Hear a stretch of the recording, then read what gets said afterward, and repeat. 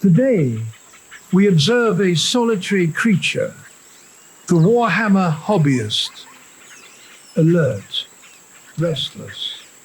Here it is, finally movement. New prey enters the field of vision, Nekrosor Ammentar. The pupils dilate, a defensive behavior follows. He checks the bank account. Danger. Resources are depleted. The hobbyist vocalizes softly. A ritual of grief. For a moment, he freezes. Stillness. Calculation. The hand moves and then the click. Alright, let's paint Nekrosor Ammentar for my Warhammer 40k Necron army. But that's not all. Today I share with you the complete story between this model and I. From imagination to finished paint job, doubts and failures, and everything I've learned.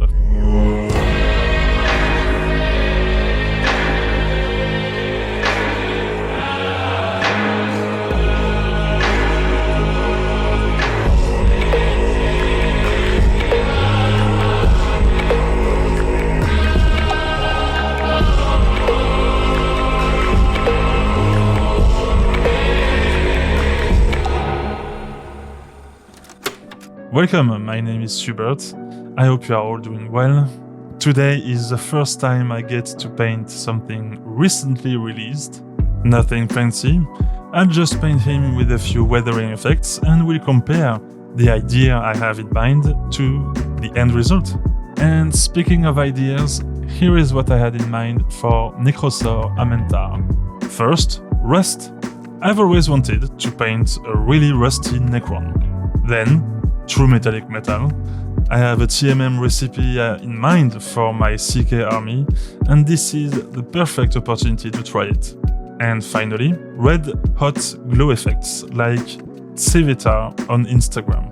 And the result is not exactly what I had in mind. And this is what I learned with this project. Sometimes things don't really go according to plan, or maybe you end up improvising, and that's part of the fun you might get out of it.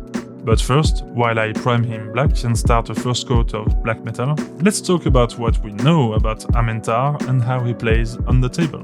Nekrosor Ammentar is a surprisingly lucid Necron destroyer lord, who is believed by many to be the genesis of the destroyer curse. This curse basically makes you hate all life. Drop a handful of Necron destroyers on a planet like Earth, and they won't stop. Not when the cities fall, not when the oceans boil. They stop when the last living cell finally gets the memo and stops moving. Haha. As for Ammentar, we don't know much. Only that he's heading straight for the Ultramar realm, and that he's about to ruin everyone's day. Some say it's part of his complicated relationship with the Nightbringer, an obsession, fixation, or maybe he just woke up and chose galactic violence.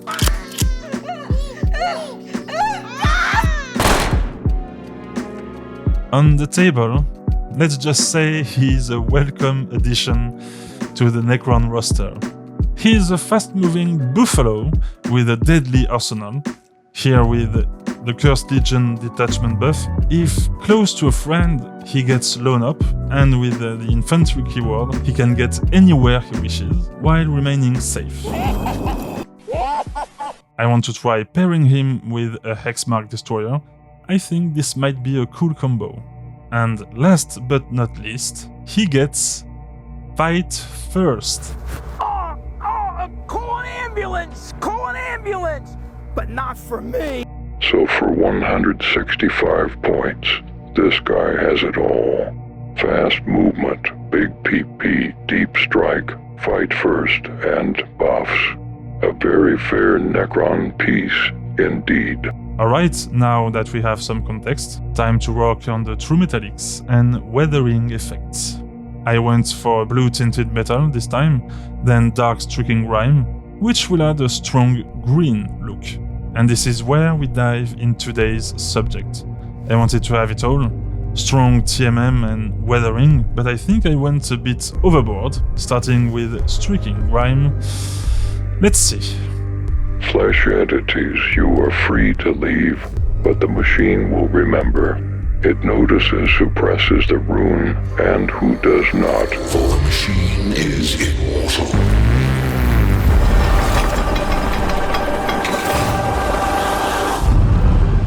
Even in death, I serve the undesire.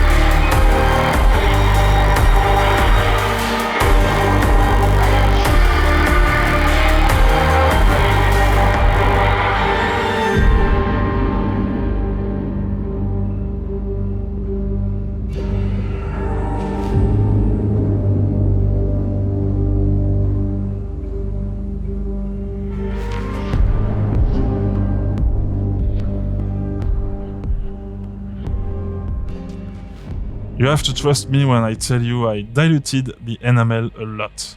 This stuff is strong, and since you only get the real end result once you let it set for hours, sometimes it's hard to know when to keep going or when to stop.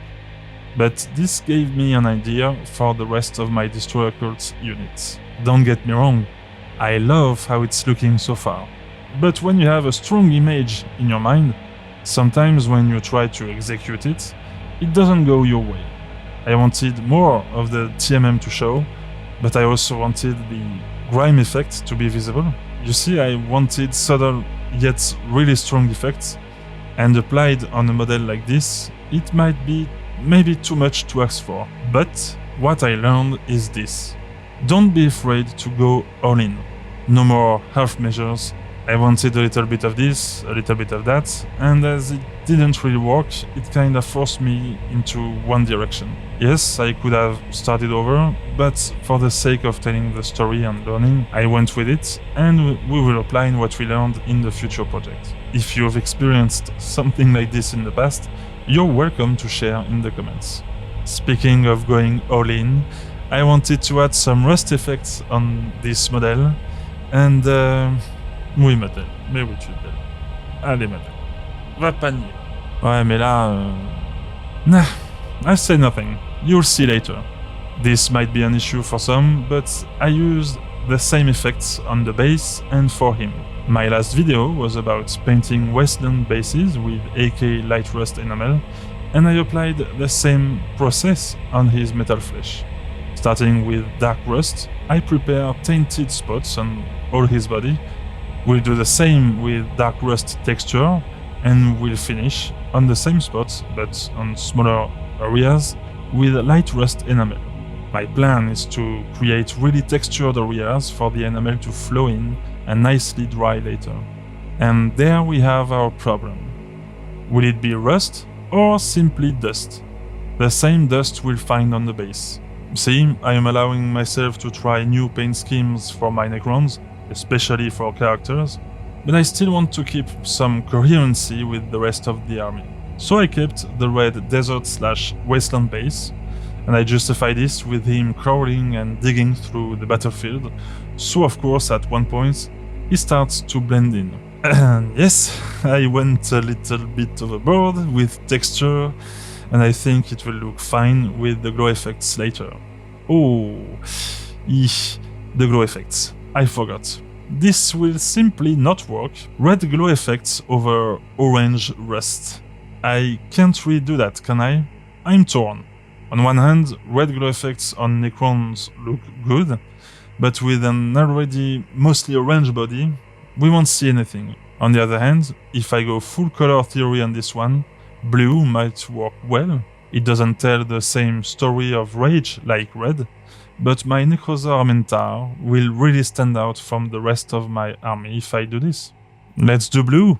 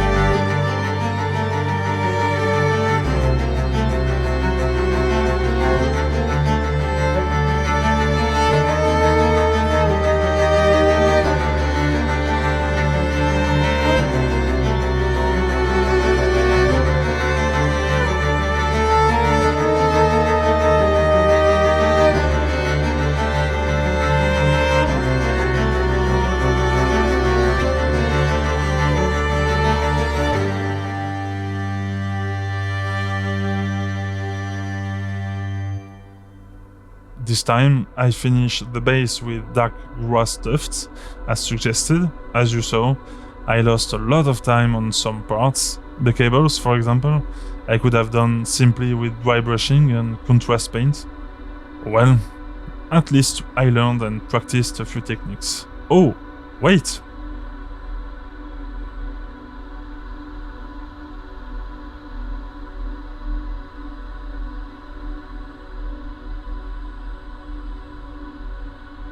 Oh yeah, that's it. Nekrosor Ammentar is complete. Let's see the end result.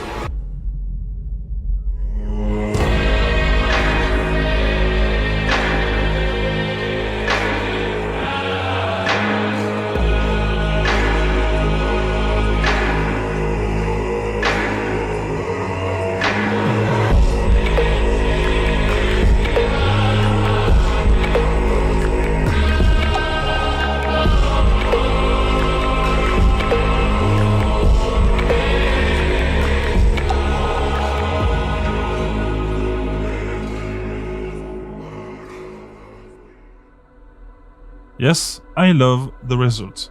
I love how textured he is. I love the contrast between the orange rust and blue glow effects. And this might be the lesson here. Even with Ammentar not looking as I expected, this painting session felt more like an adventure than just following a recipe. I went through lots of steps that don't really show in the end, got lost in the way, improvised, then made deliberate choices. Overall, I learned a lot, and if you want to go with a similar paint job, my advice to you would be to show more of the TMM and to show more of the dark rust, and less of the light one. Let me know if this has inspired you in some way. And now, I'm tired. So I go to bed, work, edit this video, and once it's published, I start working on the Nightbringer, and let's just say I have a very ambitious idea for him. So as always, I hope you enjoyed this one, and until next time, happy painting!